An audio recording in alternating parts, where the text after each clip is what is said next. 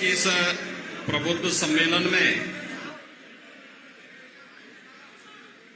अध्यक्षता कर रहे भारतीय जनता पार्टी के जिलाध्यक्ष हाथरस श्री शरद माहेश्वरी जी,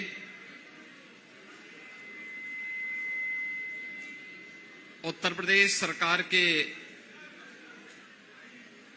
मंत्री और इस क्लस्टर के प्रभारी शशि अरुण जी, प्रदेश उपाध्यक्ष श्री दिनेश शर्मा जी, जिला प्रभारी श्री डीपी भारती जी, हाथरस के लोकप्रिय सांसद श्री राजवीर सिंह दिलेर जी, हमारे विधायकगण हाथरस से श्रीमती अंजुला सिंह माहौर जी, सिकंदरा राव से श्री वीरेंद्र राणा जी, छर्रा के माननीय विधायक श्री रविंद्रपाल सिंह जी, इगलास से श्री राजकुमार सहयोगी जी, सादाबाद से श्री प्रदीप सिंह गुड्डू जी, विधान परिषद सदस्य चौधरी ऋषिपाल सिंह जी, जिला पंचायत अध्यक्ष श्रीमती सीमा उपाध्याय जी, नगर पालिका परिषद की अध्यक्ष श्रीमती श्वेता चौधरी जी, भारतीय जनता पार्टी के लोकसभा के संयोजक हरिशंकर राणा जी, लोकसभा प्रभारी चौधरी सत्यपाल सिंह जी और आप सबके चिरपरिचित चेहरा उत्तर प्रदेश सरकार के मंत्री और हाथरस लोकसभा सीट से भारतीय जनता पार्टी के लोकप्रिय प्रत्याशी श्री अनूप वाल्मीकि प्रधान जी, हमारे सहयोगी दल राष्ट्रीय लोक दल, अपना दल और अन्य सहयोगी दलों से जुड़े हुए हमारे अध्यक्षगण और उपस्थित हाथरस के सभी प्रबुद्धजन, बहन और भाइयों, यहां पर पूज्य संतजन भी हैं, उनको भी और दाऊद जी की इस पावन धरा को नमन करते हुए मैं आप सबका हृदय से अभिनंदन करता हूं।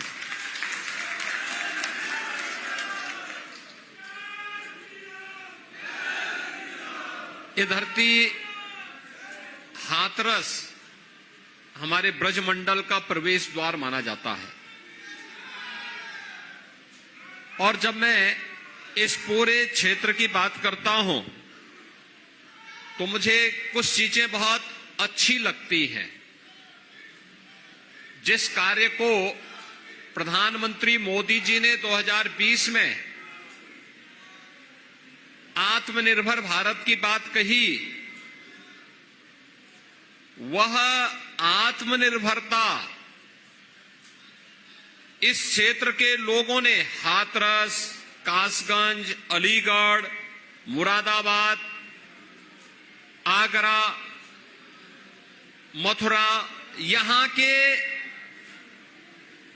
लोगों ने सैकड़ों वर्ष पहले उस आत्मनिर्भरता के लक्ष्य को प्राप्त कर लिया था और वह उसके मैं उदाहरण आपके सामने दूंगा। जब हमने प्रदेश में प्रत्येक जनपद की उत्पाद को प्रोत्साहित करने के लिए वन डिस्ट्रिक्ट वन प्रोडक्ट की अपनी नीति बनाई, तो उसके पीछे अलीगढ़ का हार्डवेयर था, उसके पीछे मुरादाबाद के पीतल की कारीगरी थी, उसके पीछे आपके हाथरस की हींग भी प्रोसेसिंग के भी कार्यक्रम उसके पीछे था, उसके पीछे फिरोजाबाद का ग्लास की आइटम भी थी। ये सभी चीजें थी, यानी हस्तशिल्प और हुनर हमारे डीएनए का हिस्सा था और यहां पर आत्मनिर्भरता के लक्ष्य के माध्यम से सामाजिक स्वावलंबन का जो उदाहरण यहां के आपके पूर्वजों ने प्रस्तुत किया वो अत्यंत अभिनंदनीय है। मैं उन सबको भी नमन करता हूं। बहनों और भाइयों, ये प्रबुद्ध सम्मेलन है। इसमें धर्माचार्य भी हैं, शिक्षक भी हैं, चिकित्सक भी हैं, अधिवक्ता भी हैं, व्यापारी भी हैं, अलग अलग तबके से जुड़े हुए प्रबुद्ध जन हैं जो समाज के अलग अलग तबके को नेतृत्व देते हैं। और चुनाव शुरुआत करने के पूर्व हम लोगों ने प्रबुद्ध जनों को इसीलिए आह्वान करने के लिए आप आए हैं कि आप लोग चुनाव की बागडोर अपने हाथों में लेकर के और उत्तर प्रदेश का जो लक्ष्य है उसके अनुरूप परिणाम देने के लिए मोदी जी को उत्तर प्रदेश की 80 मनकों की हार को उपलब्ध कराने में आपका योगदान बन सके, इसके लिए हाथरस के योगदान के लिए आपका आह्वान करने के लिए मैं स्वयं आपके बीच आया हूं। आपकी अपनी भूमिका है। आप समाज की मान्यता को, उनकी राय को एक आवाज देते हैं, उन्हें अपने ओपिनियन के माध्यम से प्रभावित करते हैं, उनका मार्गदर्शन करते हैं। और इसलिए जिम्मेदारी आपके ऊपर है कि आपने बदलते हुए भारत को देखा है, आपने नए भारत का दर्शन किया है। ये भारत जहां पर 2014 के पहले की अराजकता भी आपने देखी है और 2014 के बाद एक भारत श्रेष्ठ भारत, जहां सुरक्षा भी है तो समृद्धि भी है, जहां पे आजीविका है तो आपकी आस्था को सम्मान भी है।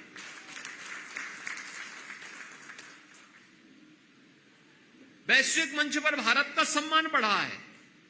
आज दुनिया के अंदर भारत का सम्मान बढ़ा है तो ये सम्मान भारत के 140 करोड़ लोगों का सम्मान है। सीमाएं सुरक्षित हुई हैं, पूरी तरह सुरक्षित हुई हैं भारत की सीमाएं। अब दुश्मन भारत की सीमा में घुसने का तो साहस नहीं कर सकता। आंतरिक सुरक्षा की स्थिति बेहतर हुई है। नक्सलवाद, आतंकवाद, ये सब समाप्त हुआ है। अत्याधुनिक इंफ्रास्ट्रक्चर, हाईवे, रेलवे, कहीं मेट्रो, कहीं पर एक्सप्रेसवे, 4 लेन और 2 लेन की connectivity, IIT, IIM, AIIMS, medical college, engineering संस्थान, ये आज हमारी पहचान बन रहे हैं। गरीब कल्याणकारी योजनाओं की तो कोई सानी ही नहीं। यानी ये सभी नए भारत की पहचान बन रहे हैं और इन पहचानों के माध्यम से हमने मोदी जी की गारंटी को भी जमीनी धरातल पर उतरते हुए देखा है। और इसीलिए तो पूरे देश को मोदी की गारंटी पर विश्वास है।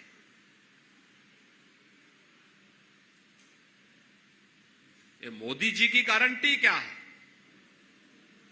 ये मोदी जी की गारंटी सर्वांगीण विकास की है, विकसित भारत की है। और उस विकसित भारत के लिए, जिस विकसित भारत में बिना भेदभाव के हर व्यक्ति, हर समुदाय, हर जाति के लोगों को पूरा सम्मान मिले, आगे बढ़ने का अवसर मिले, बेटी हो या व्यापारी, दोनों को समान रूप से सुरक्षा की गारंटी हो, जहां पे अराजकता नहीं बल्कि कानून का राज हो, जहां जातिवाद नहीं, परिवारवाद नहीं, जहां पर सबका साथ और सबके विकास के माध्यम से समाज के प्रत्येक तबके को शासन की योजना का लाभ मिल सके, उस प्रकार की व्यवस्था विकसित भारत की परिकल्पना का आधार है। और विकसित भारत के सपने को साकार करने के लिए आज हम सब आपके बीच में आए हैं। ये चुनाव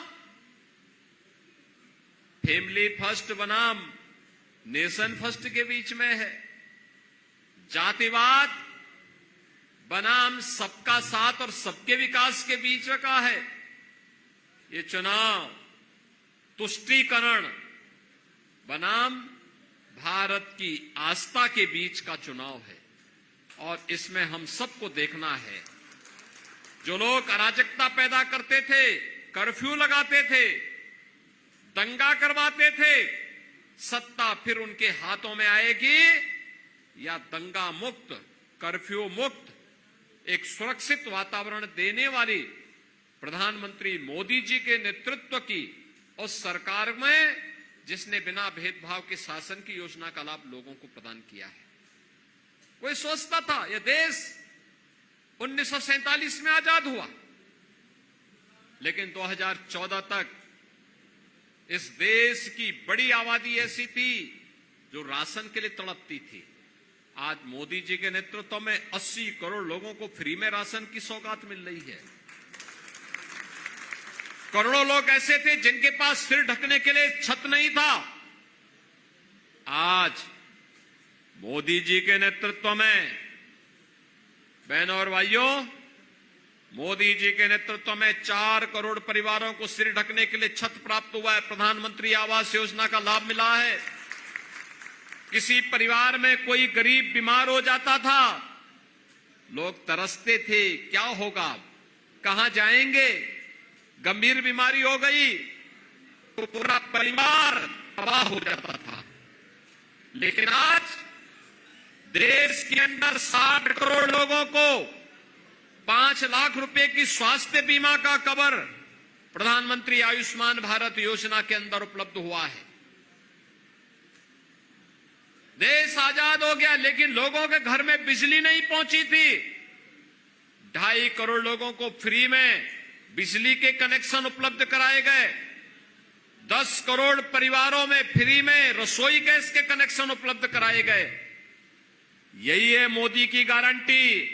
बिना भेदभाव के न जाति देखी गई, न पाति देखी गई, न क्षेत्र देखा गया, न भाषा देखा गया।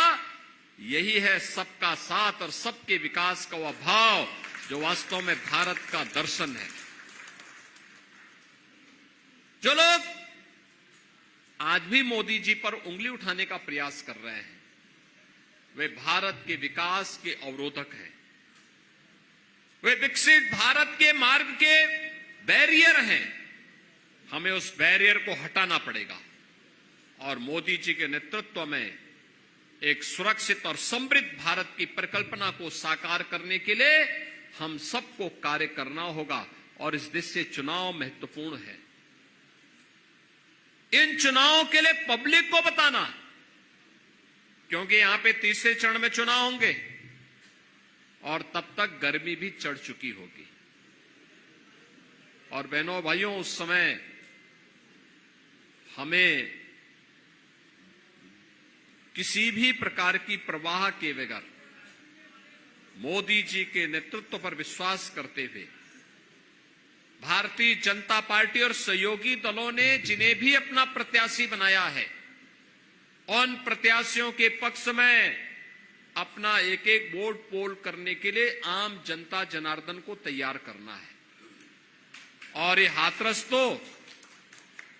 हाथरस की तो अपनी पहचान है।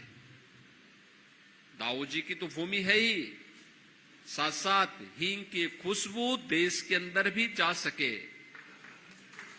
वहां तक पहुंचाने के लिए अनूप वाल्मीकि को भारतीय जनता पार्टी ने इसलिए अपना प्रत्याशी बनाया। ये पार्टी के व्यवस्था का एक हिस्सा होता है। आज कोई एक प्रत्याशी है, कल नया प्रत्याशी आ सकता है। श्री राजवीर सिंह दिलेर वर्तमान में सांसद हैं और मुझे बहुत अच्छा लगा वे आज अपना आशीर्वाद प्रदान करने के लिए इस मंच पर आए हैं अनूप वाल्मीकि को आशीर्वाद देने के लिए। एक सहज सरल चेहरा, आज से नहीं, अपने पिता के समय से। उनके पिताजी श्री किशनलाल दिलेर जी बहुत सज्जन आदमी थे। कई बार आपका आशीर्वाद उन्हें प्राप्त हुआ और उन्होंने लगातार अपनी सहजता और सरलता के कारण इस पूरे क्षेत्र को प्रतिनिधित्व किया। अपनी इस विरासत को आगे बढ़ाते हुए श्री राजवीर सिंह दिलेर ने उसी कार्यक्रम को आगे बढ़ाया। लेकिन पार्टी के कार्यकर्ता के रूप में पार्टी का आदेश आया कि नहीं, इस बार एक नया प्रत्याशी वहां पर आएगा, आपको पार्टी में दूसरे कार्य के साथ जुड़ना है। वे उसी निष्ठा के साथ लगे हैं और मुझे प्रसन्नता है कि श्री राजवीर सिंह दिलेर आज यहां पे हमारे इस कार्यक्रम में मंच पर आए हैं। मैं उनका हृदय से अभिनंदन करता हूं। मेरी आप सबसे अपील है कि किसी भी लोकसभा क्षेत्र के प्रत्याशी के लिए चुनाव के दौरान, क्योंकि श्री अनूप वाल्मीकि को प्रत्याशी हम लोगों ने इस समय बनाया, इससे पहले वो सरकार में मंत्री थे और मंत्री होने के नाते मैं उनको पूरे प्रदेश में दौड़ाता था कि भाई देखो, पर कभी पूरब में, कभी पश्चिम में, कभी बुंदेलखंड में, कभी मध्य क्षेत्र में, अलग अलग क्षेत्र में, भाई जिले जिले जाओ, जनता की समस्या का समाधान करो, पब्लिक के लिए कार्य करो। पूरी निष्ठा के साथ कार्य करता रहा, पूरी ईमानदारी के साथ कार्य करता रहा। एक एक प्रोग्रेस रिपोर्ट हमें उपलब्ध करवाता था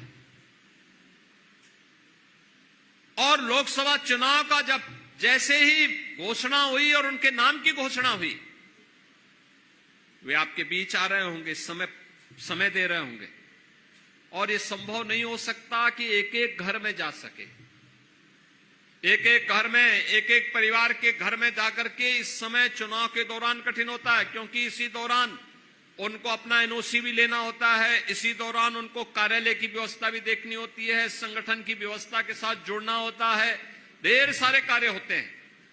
और इसलिए इस समय आप में से हर एक व्यक्ति को अनूप वाल्मीकि बनना पड़ेगा, नरेंद्र मोदी बनना पड़ेगा।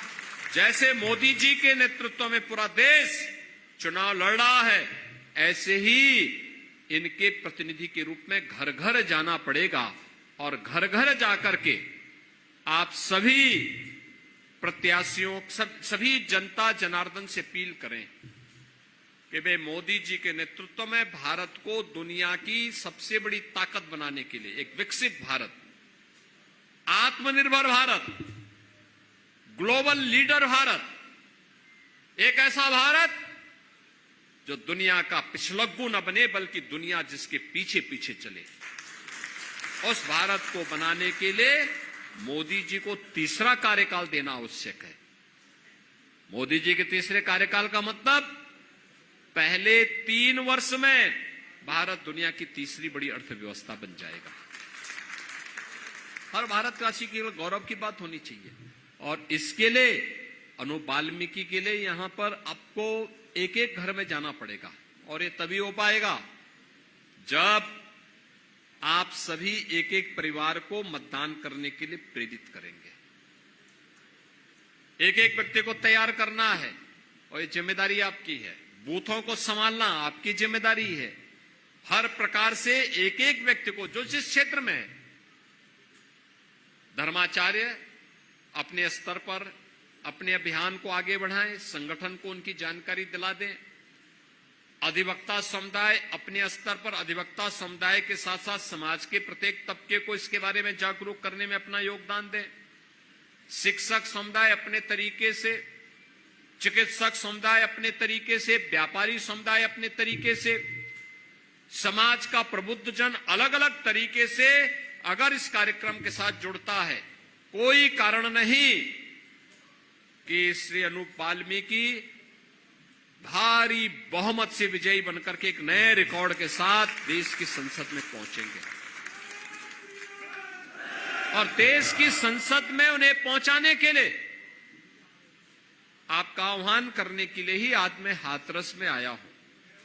मैं आपका अभिनंदन करूंगा कि आपने विधानसभा चुनाव में हमारे सभी विधायक प्रत्याशियों को यहां से विजयी बना करके भेजा। मैं आया था उस समय, अंजुला माहौर जी के प्रचार में आया था, वीरेंद्र राणा जी के लिए आया था, छर्रा में भी मैं आया था, और इन सभी प्रत्याशियों के लिए मैंने उस समय अपील करने के लिए मैं आया था। और मैं आपका आभारी हूं कि आपने उस समय अपना आशीर्वाद दिया था, जनता जनार्दन का आशीर्वाद प्राप्त हुआ था। आज प्रदेश में सरकार है, आप मुझे बताओ, प्रदेश में सरकार है तो सुरक्षा का माहौल भी है ना, विकास भी हो रहा है, गरीब कल्याणकारी योजनाएं जमीनी धरातल पर उतरती हुई दिखाई दे रही है, लोगों के मन में एक अपनत्व का भाव है। और देखिए, सरकार आती है तो कैसे कार्य होती है, सबके मन का कार्य कैसे, गरीब को गरीब कल्याणकारी योजनाएं, धर्माचार्यों के लिए क्या चाहिए, उनके लिए चाहिए, पीढ़ियां खप गई और एक ही तमन्ना थी कि अयोध्या में प्रभु राम विराजमान हो जाए।